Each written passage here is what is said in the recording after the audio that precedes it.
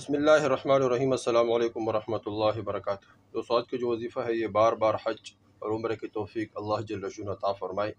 ہر مسلمان کی دلی چاہت ہے، ہر مسلمان کی یہ تمنا ہے کہ مجھے بیت اللہ کی سعادت اور اس طرح مسجد نبوی کی سعادت، حضور صلی اللہ علیہ وسلم کی زیارت کی سعادت نصیب ہو جائے، وہاں کی نمازیں نصیب ہو جائے۔ یہ ہر مسلمان کی دلی چاہت ہے۔ انشاءاللہ اس وظیفے کی برکت سے اللہ جل شانہ وہ تمام دلی چاہت، دلی مرادیں اللہ جل شانہ ضرور۔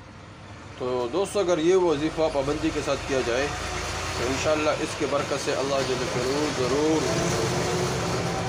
بیت اللہ کے زیارت، اس طرح مسجد نبوی کی زیارت، حضور صلی اللہ علیہ وسلم کے روضہ مبارک کی زیارت ضرور اللہ جل شانہ توفیق عطا فرمائیں گے۔ ہر مسلمان کی چاہت ہے کہ میں بیت اللہ کی زیارت کروں، طواف کروں، اور اس طرح مقام ابراہیم کی زیارت کروں، مقام ابراہیم کے نفل پڑھوں، اور اس طرح صفا مروہ کی زیارت کروں، صفا مروہ کے چکریں کاٹوں، اور اس طرح بیٹھے بیٹھے بھی طرف دیکھتا رہوں، میرے اوپر اللہ جل شانہ کی رحمتیں اترتا رہے، اور اس طرح بیت اللہ کی دیواروں کو، بیت اللہ کے ہر چیزوں سے میں محبت کروں، وہاں میں گھوموں پھروں۔ یہ ہر مسلمان کی چاہت ہے۔ اس طرح مسجد نبوی کی زیارت کرنا، اور اس طرح حضور صلی اللہ علیہ وسلم کے روضہ مبارک کی زیارت کرنا، حضور صلی اللہ علیہ وسلم کے روضے پر حاضری دینا، اور اس طرح حضور صلی اللہ علیہ وسلم کے روضے پر حاضری دے کر سلام عرض کرنا، اور حضرت عمر رضی اللہ تعالیٰ عنہ کے روضے پہ سلام عرض کرنا، اور اس طرح حضرت ابوبکر رضی اللہ تعالیٰ عنہ کے روضے پر۔ تو دوستو، یہ ہر مسلمان کی دلی چاہت ہے، لیکن بعض اوقات انسان کی دل چاہتا ہے کوئی کام، لیکن انسان مجبور ہوتا ہے، فقر فاقے کی وجہ سے، غربت کی وجہ سے انسان وہ کام نہیں کر پاتا ہے۔ تو دوستو، یہ جو وظیفہ ہے اگر اس کو پابندی کے ساتھ کیا جائے تو انشاءاللہ اس وظیفے کی برکت سے اللہ جل شانہ ایک بار نہیں بار بار حج اور عمرہ کرنے کی توفیق اللہ جل شانہ عطا فرمائیں گے، اور اللہ جل شانہ وہاں سے بندوبست فرمائیں گے جہاں سے انسان کا وہم اور گمان بھی نہ ہو۔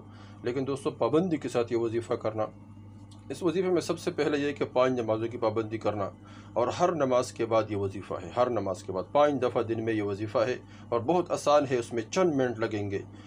سب سے پہلے وظیفہ دوستو یہ ہے کہ جب نماز ختم ہو تو نماز کے بعد، اگر جس نماز کے بعد نفل یعنی سنتیں ہو تو سنتوں کے بعد یہ وظیفہ کرے۔ اگر سنتیں نہ ہو، صرف فرض ہوئی، جیسا کہ عشاء کی نماز کے بعد سنتیں ہے تو سنتوں کے وتر ہے، سنت ہے تو اس کے بعد کرے۔ مغرب کی نماز کے بعد سنتیں ہے تو سنتوں کے بعد کرے، اور اس طرح فجر کی نماز کے بعد سنتیں نہیں ہے تو فجر کی نماز کے فوراً بعد یہ وظیفہ کرے۔